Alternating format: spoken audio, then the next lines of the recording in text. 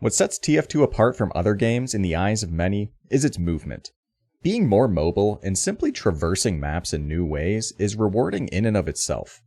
TF2 has an entire world of jump maps where people practice these explosive jumping skills, learn new techniques, and race for faster times.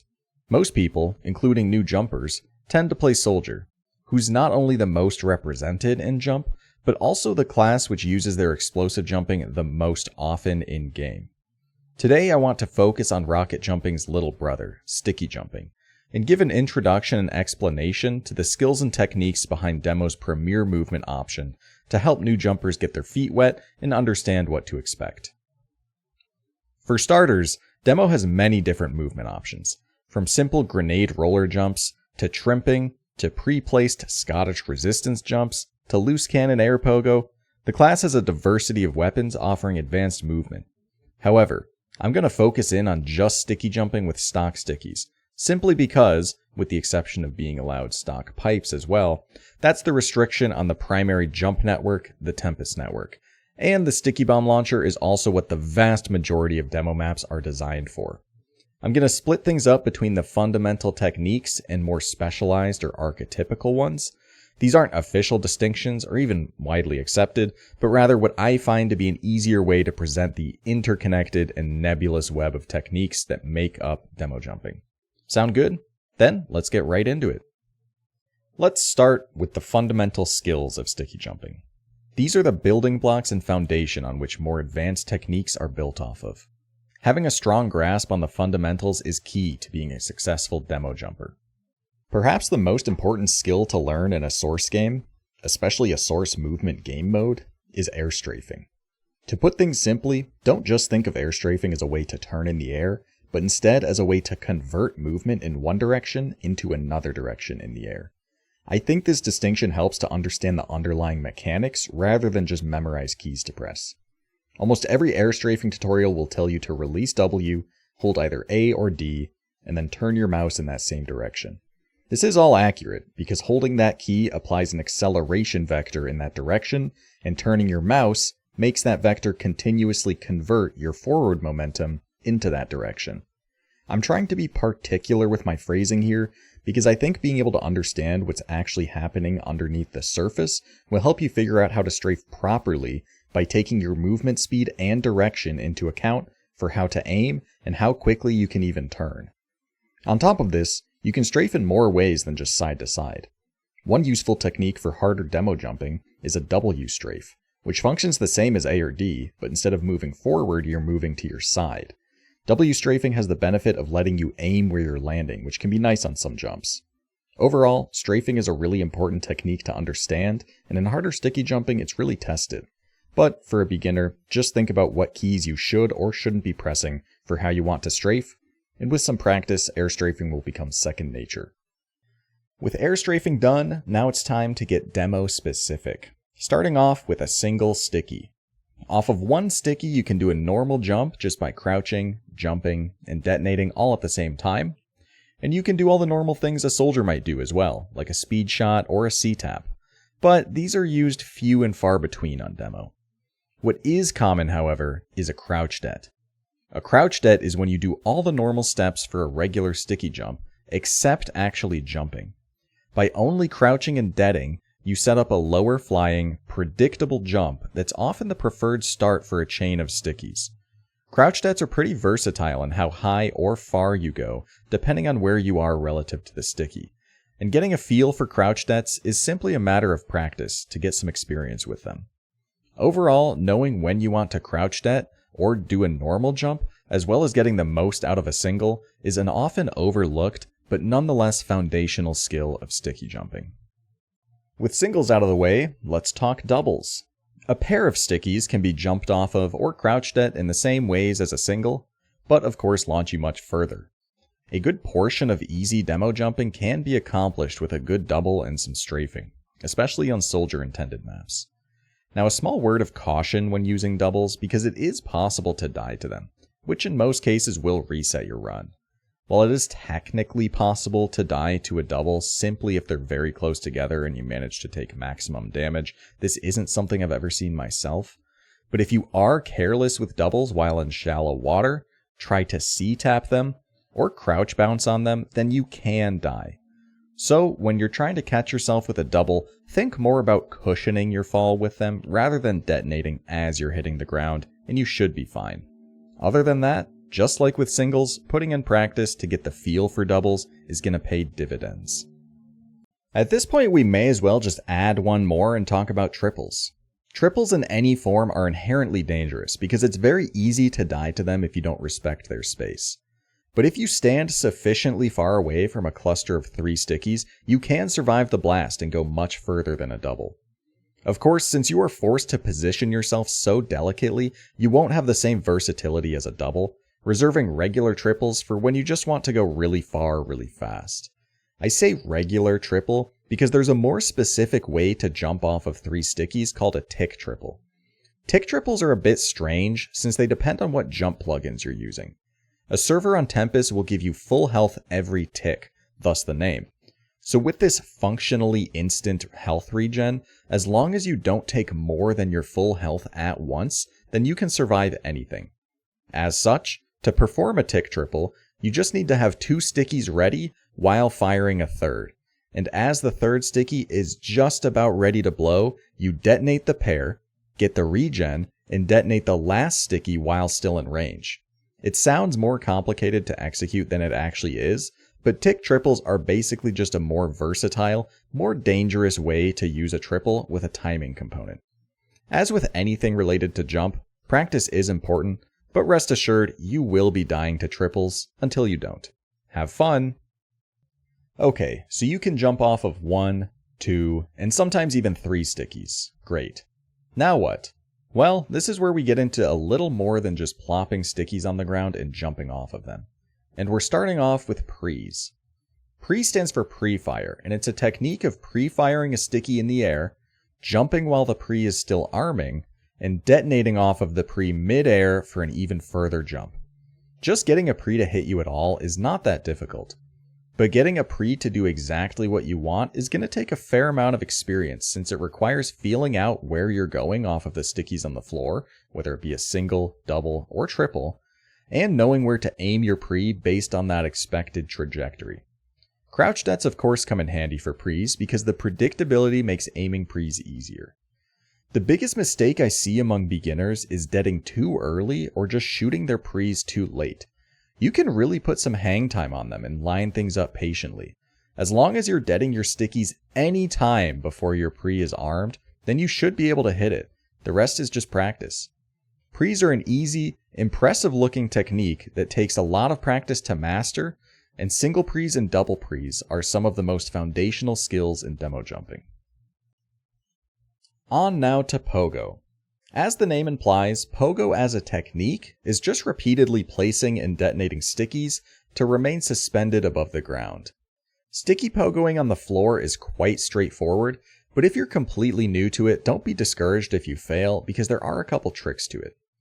While crouching, stickies have powerful knockback, which is great in the right hands, but if you're skittishly pogoing, then it can throw you off.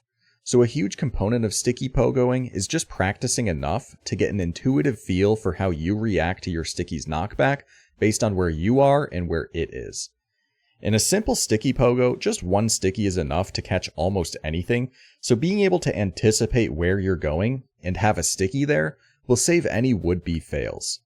Finally, to stabilize and position yourself in a pogo, you may need to use any or all of your movement keys, so don't shy away from them.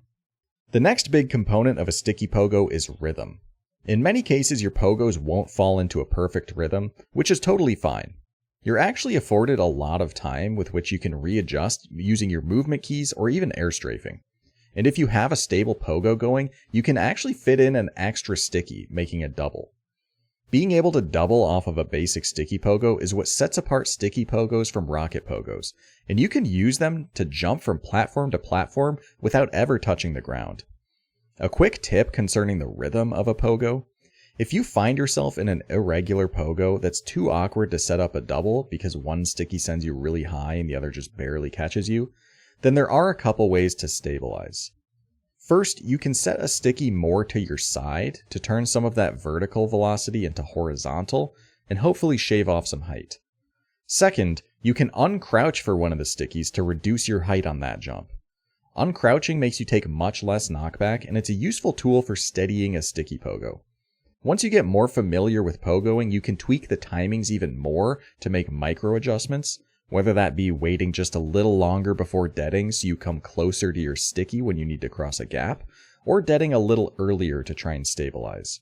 Pogo is a really important skill in sticky jumping, but sadly, besides the tricks I outlined here, almost all of it is just practice and knowing what your stickies will do. In a related vein, Wallpogo requires pretty much the same considerations as a pogo on the ground would, to the point where it's difficult to even distinguish the two. One tip that's emphasized more for Wallpogo is internalizing where your sticky is actually fired from. Demo doesn't have an equivalent to the Soldier's original, so every sticky will be shot from around your right shoulder. This means that where you aim on the wall will depend on which side of you the wall is on. Aim can be quite important for Wallpogo, for accurately placing stickies under you to continue a pogo, or to bundle a double neatly for a clean catch on a surface that's much more angled than a floor would be. With a little practice though, basic Wallpogo is very simple, and even techniques like corner pogos will be effortless. But again, most of the skill here can't really be taught outside of hopping on a wall for yourself. The last fundamental technique is an air sticky. This is one that will quickly blend into whatever other more specific technique you're performing, but the point is that being able to hit yourself with a sticky in the air without it needing to be pre-fired while standing is really useful for a multitude of cases. Need to get just a little more height off of a double? Air sticky. Need to clear a basic head check? Air sticky. Need to cushion yourself for an easy catch on a platform or wall? Air sticky. Again, as jumps get harder, your single air stickies will need to be replaced by more robust options, but it's still such a pervasive skill among easy to middling difficulties that it's earned a spot as the last fundamental skill in my eyes. We're going to get much more in-depth in a moment, but the main advice for a successful air sticky is having the correct speed and aim. You're going to have to aim much more level than a pre, and it's best to fire at the peak of your jump, or at least before you start falling too fast. Beyond that, it's just a matter of, you guessed it, practice. Now with the core skills explained, let's talk next about the two main archetypes of sticky jumping, what's characteristic of them, and some of the more specialized techniques they encompass. Most intermediate maps blend different styles for a more balanced approach, but as you get into the harder end of things, maps do get more specialized and focused. In any case, let's start with Airpogo. Airpogo is quite a broad category, technically including the air sticky, which we've already discussed. Demo is uniquely equipped to be able to maneuver without actually needing a surface to jump off of, and as you might expect, this manifests in a diversity of options.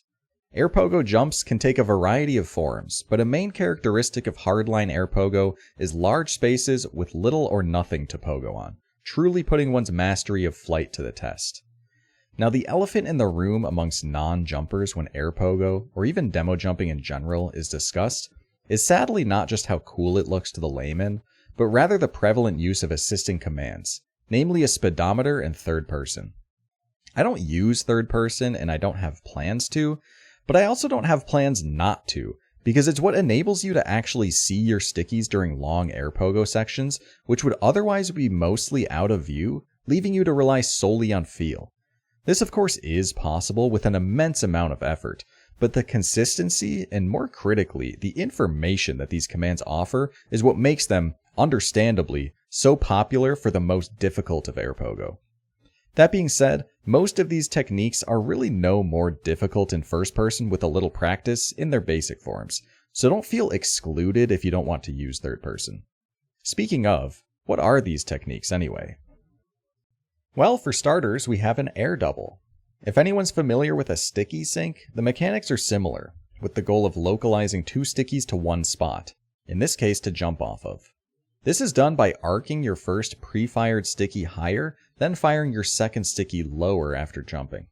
The result should be a powerful double jumped off of mid-air, which can be quite useful for a strong jump out from under a wall extending from the ceiling, or just getting a large boost if you would otherwise fall short. Additionally, you can fit an extra sticky in for an air triple, which is overall less practical and runs a decent risk of death, but certainly launches you much further. When people think of Airpogo, most think of horizontal Airpogo. This is for good reason, as that's how you traverse forwards. In some cases, you can perform this uncrouched to go in a straight line, focusing on managing your speed with S, but the large majority of horizontal Airpogo will aim to use crouched pairs. Using stickies and pairs offers a nice cushion into boost effect that tends to be more reliable than just hitting every single air sticky really well. When it comes to horizontal Airpogo, speed is everything. What this means is that where you aim, and even what option you go for, is all up to how fast you're moving. As a rule of thumb, if you're going around 850 to 900 hammer units per second, then a pair should give you no trouble. Less than that and you're unlikely to get enough speed exiting a pair to continue, and instead you need to set up an Airdouble to catch back up. Any faster than that zone, and you need to be tapping S to slow down into that zone. Like with Airstickies, firing around the peak of your jump is best, or at least before you start falling too fast, and you can adjust how high or low you aim based on that. I'm definitely simplifying here, but hopefully that's sufficient to understand what might be going wrong if you're new. Overall, when it comes to horizontal Airpogo, or even Airpogo in general, the S key is your best friend and tool, because the name of the game is control, not going as fast as possible. Time to flip horizontal Airpogo on its side and discuss Vert. As the name implies, Vert is focused on ascending upwards with a chain of stickies. Flying up a simple chute is quite straightforward and can be done with crouched singles for raw speed, crouched pairs for a mix of speed with some consistency, or uncrouched singles, which I recommend for their ease of use. An uncrouched vert straight up is not just a case of shooting and deading as fast as possible, but it's pretty close and you will be going in a steady rhythm. As far as aim goes, you don't actually want to aim directly upwards, but rather a little bit in front. Stickies are shot with a slight momentum upwards so that they don't just plop out in game and instead have a nice arc. But if you're aiming directly upwards, this means that the sticky actually goes behind you, so you have to account for that. Also, strafing in a kind of ring with WASD helps to stay steady while ascending and not get knocked off course. Now all of what I just said applies to a simple vert where your only goal is to climb up a chute. Vert as a technique gets far more advanced than this, clearing obstacles, slotting through holes, ascending at angles, and just navigating seemingly impossible twists and turns while going ever higher. As you get into this true vert, the strategy of going for crouched versus uncrouched and singles versus pairs falls apart as you mix everything you've practiced together. A basic tip for this is to focus on your horizontal momentum when navigating. If you don't have any, you might want to aim more straight up to get that sticky a little more behind you for some speed. If you're already moving, then remember to aim a little forwards to where you're going. At a rudimentary level, you want to make sure that you're being supported no matter where you're moving towards. Flipping vert on its head, we have Downair. If there's anything in jump that's easy to do, it's falling down. But falling down in a controlled way, that's a little trickier. Downairs are a form of Airpogo in which you slow your descent and keep it controlled throughout. This control means that you can either set up an otherwise impossible catch at the bottom, or even transition into a horizontal Airpogo. Like a vert, simple down airs are really just a matter of timing, so try to get the feel for when to fire to get a pair that actually supports you enough to fire another. Also like a vert, harder down airs demand that you navigate the jump and move around or through obstacles, and they also require consideration to where your stickies will actually come out. Down airs are almost always performed while crouched, and dominantly using crouched pairs, with a crouched single here and there to better manage spacing for a catch or otherwise help with clearance. Recovery, which is next up, sounds like the name implies, and was just alluded to while discussing down air. It's an Airpogo technique which slowly curves a downwards trajectory into a horizontal one. Recoveries are performed by pretty much shooting stickies continuously in an ever shallower angle. So starting out looking mostly down while falling mostly down, like a down air, and aiming higher and higher as your velocity shifts more and more forwards. Of course your sticky aim is a major component of a successful recovery, but so is managing your speed, and S-tapping will prove useful. At this point, you might start to see that between horizontal Airpogo, Vert, Downair, and Recovery, you end up making a full loop. This is no mistake, and many of the hardest Airpogo jumps will have you transition between them all seamlessly in order to navigate complex routes. The fact that they all blend together so well makes sense considering they all operate on the same principle of managing speed, preventing a fall while using Airstickies, and a deep understanding of how to use Airstickies at every angle. There just tend to be different quirks or techniques dependent upon your current direction. Ultimately, a sticky fired will behave the same regardless of where you are, so general skill translates quite well throughout, like how a jumper who's quite skilled at horizontal Airpogo will have an easier time doing a regen limited speed pogo, and vice versa.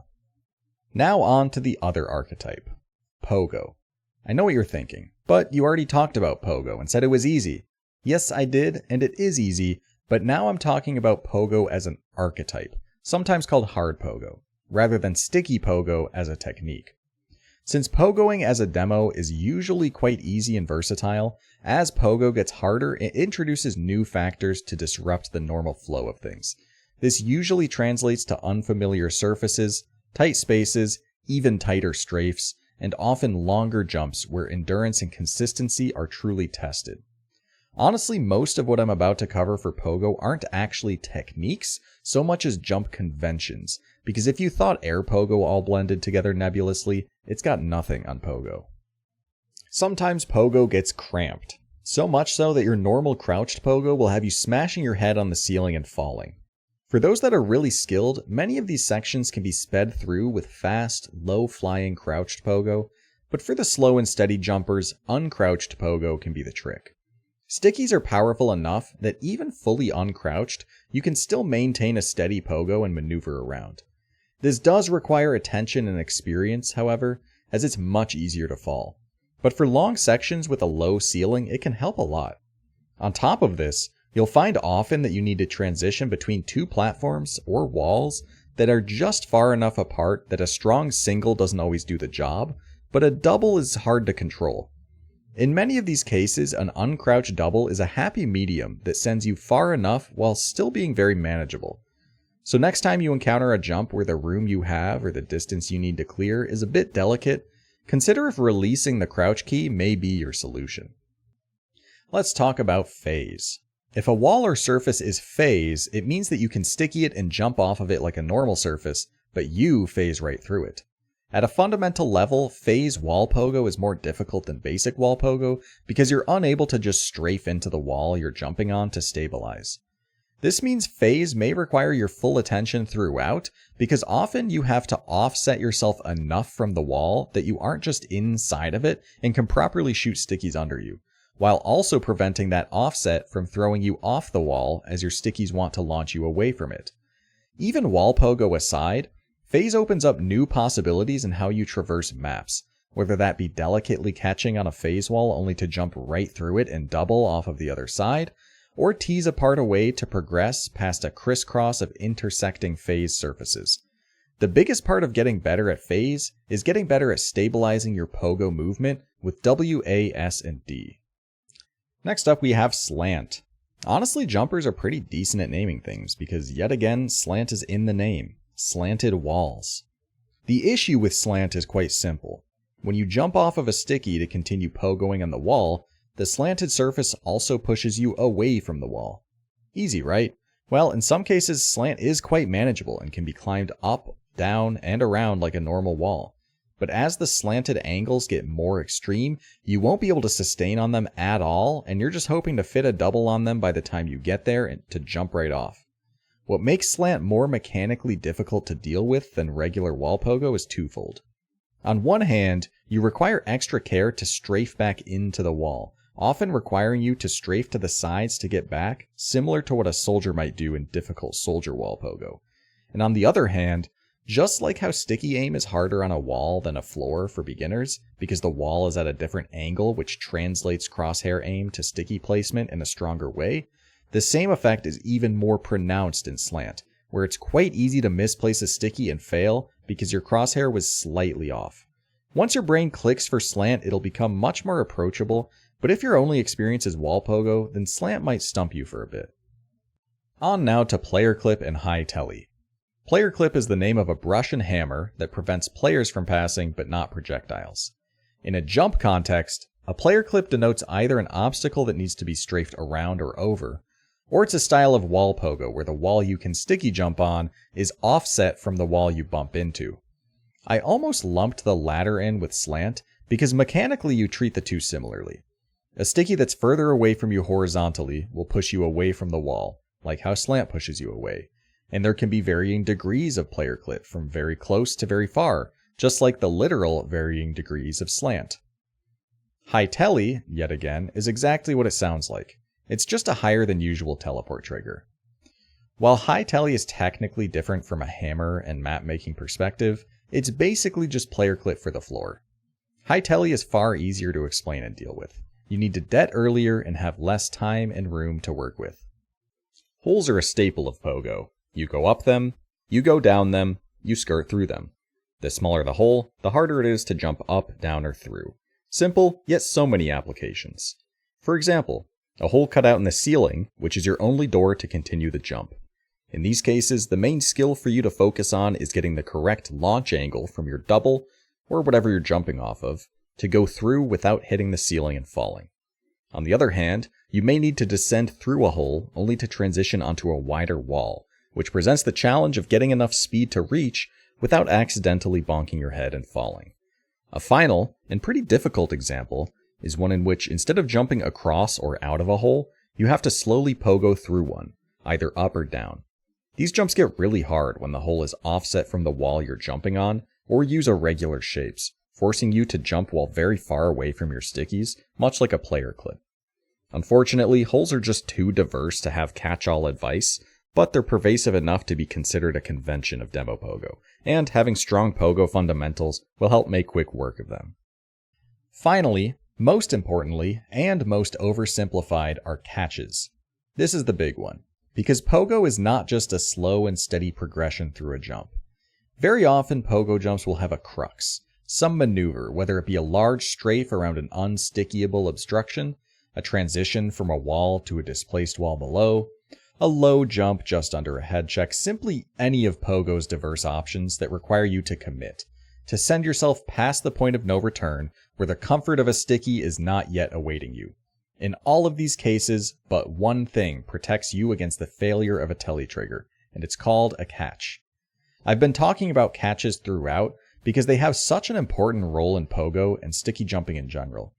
You'll come across too many different jumps and cruxes for every catch to be the same, so unfortunately I don't have specific mechanics advice for catches overall, outside of getting practice in aiming stickies for where you're going, getting familiar with what velocities and directions are catchable, and maybe most important of all, is to approach the commit with the catch in mind, understanding that you need some time during your execution to aim your stickies for your landing. In general though, catches are a huge part of Pogo maps, and catching a tricky maneuver to get past a really difficult jump is, for me, the main fun of Pogo.